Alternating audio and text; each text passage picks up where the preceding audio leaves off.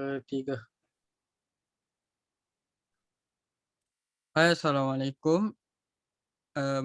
We are group 3. We are going to present take-home task. First take-home task for writing academic text, CEL 2103. So firstly, I'm going to introduce myself. I'm Muhammad Mirza Syahmi bin Sufyan, and my matrix number is 200777.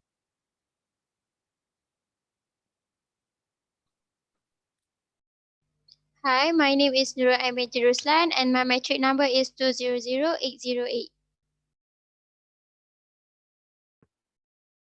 Hi, my name is Zubaidah Bt Mohamad and my matric number is 201930. Hi, my name is Muhammad Syakir bin Shamshuazar, metric number 204003. And my name is Siti Hajar PT Kamaruzaman. My matric number is 204280.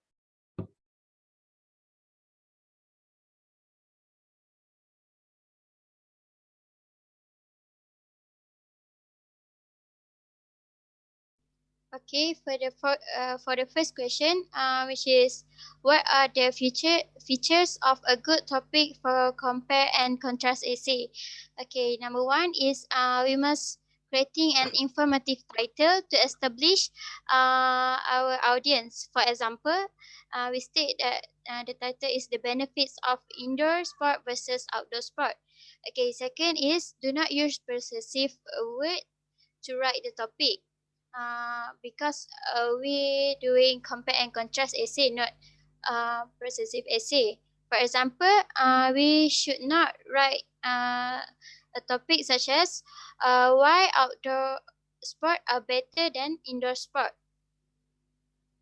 Okay, for the third point is we must keeping our title relevant and readable, because we can describe the topic of the section here. Okay, next. All right. For the second question, the question asks for 2 examples of good compare and contrast essay. So I have provided 2 compare and contrast essay that I guess very good, very well written. So you can scan the QR code to read the essay, and I will justify how the essay is good. First of all, the essay stated its the purpose of the essay very clearly. It has presented similar and contrasting traits of topics in a distinct point. Second of all, the both essays are well organized. Both are written in block organization.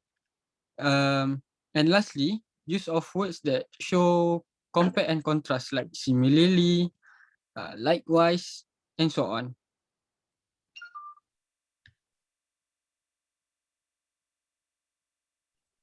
Okay, next is the question is about what a Venn diagram. Actually, a Venn diagram is widely used diagram style that shows the logical relation between sets, and it's popularized by John Venn in 1818. Venn diagram is a diagram that shows all possible logical relation between a finite collection of different sets. Next.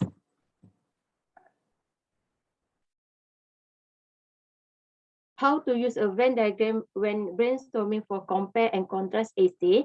Venn diagram is a set of overlapping circle, which is one circle show the characteristics of the first subject, and another circle show the characteristics of the second subject, and overlapping section between the circle contain characteristics shared by both subjects.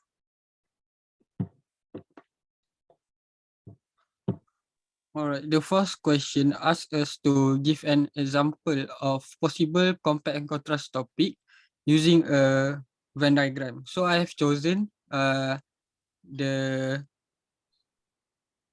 article essay that I have chosen, which is homage to sacrifice.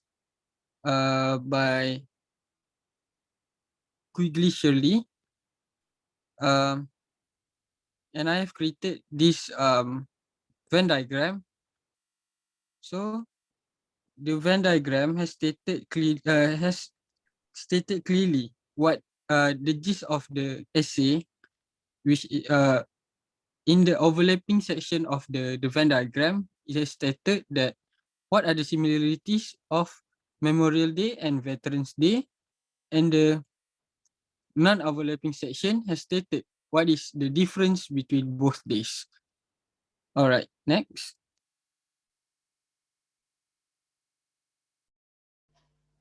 Okay, for number 5 question, I have provide a points for compare and contrast essay. Okay, for example, point of comparison, we can use one similarity, another similarity, both likewise similarly.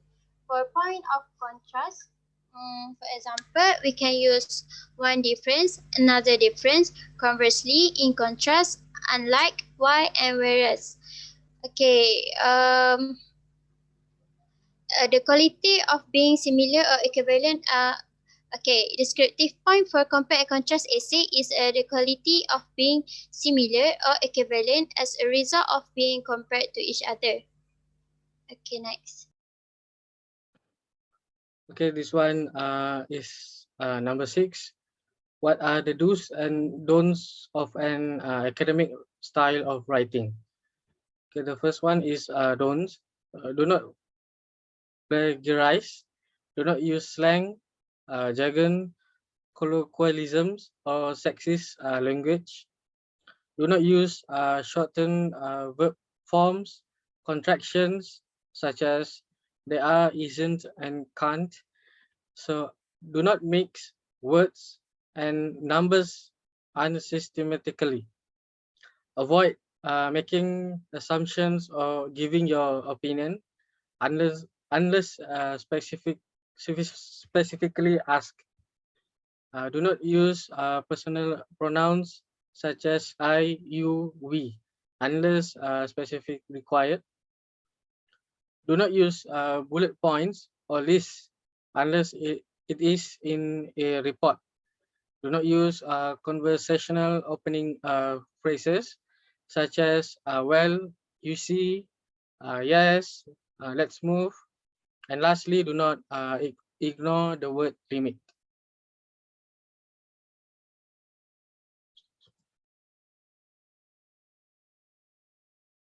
Okay, this one, the do's in academic style of writing. Okay, the first one is correct and consistent, as well as following the rules of grammar, punctuation, and citation.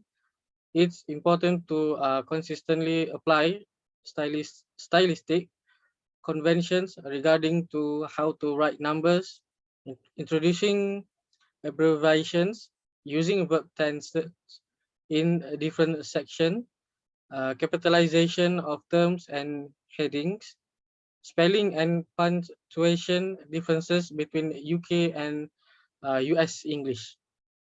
And second, formal and unbiased. Academic writing aims to convey information in an impartial way. The goal is to base arguments on the evidence under consideration, not the author's preconceptions.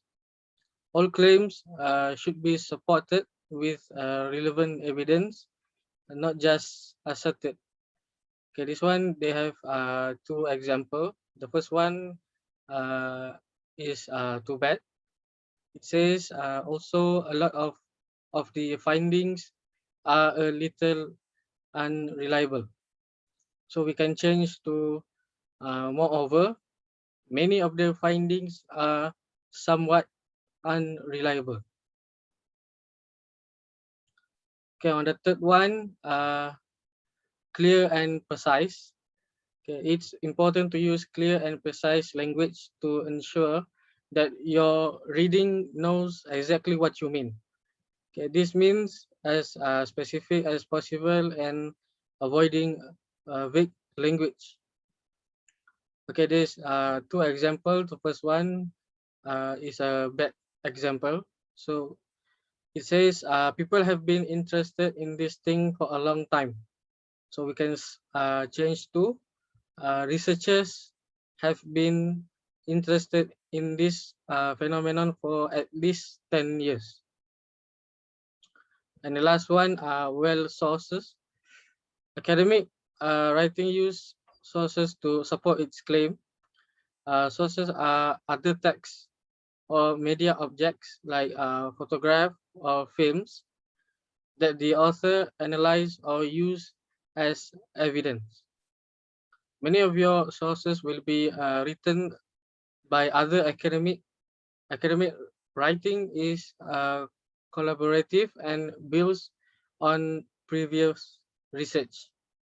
So it's important to consider which sources are credible and appropriate to use in academic writing. For example, citing Wikipedia is typically discouraged.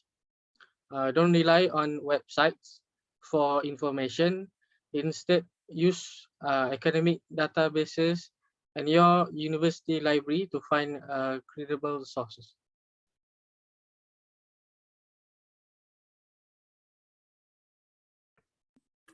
And for the last question is, these are the methods that could be applied to develop an academic style of writing. Explain and give example of each method. So we have two methods: is use of cautions and sentence variation. For the use of caution means we need to show that we have read widely and understand about what we have read. Our ideas needs to be clear and our language needs to be precise. For example, we can see the sentence, teenagers do not respect their parents. We can see that this sentence too general. So if we not all teenagers are not respect to their parents, so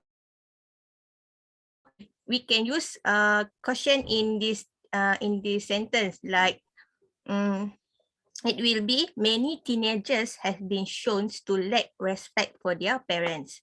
And the next method is sentence variation. Sentence variations can be introduced in beginning of sentence, can reduce repetitions in a piece of writing, and also can add emphasis to important points in the text. For example, in this example, we can see I already lined the three point that although and so. In this 3 point, they have spread the like the not same sentence. So if we do the sentence variation, this will be, although Camila's charity work and traveling career keep her plenty busy, she would also like to spread her wings in other areas. She made her debut playing in a movie and plans on taking lessons, so she can do even more acting. So that's mean in one sentence we have more variation in one sentence. That's for me. Any members have want to add some point or opinion? No? No. No. So if no, that's all from our presentation group. Thank you.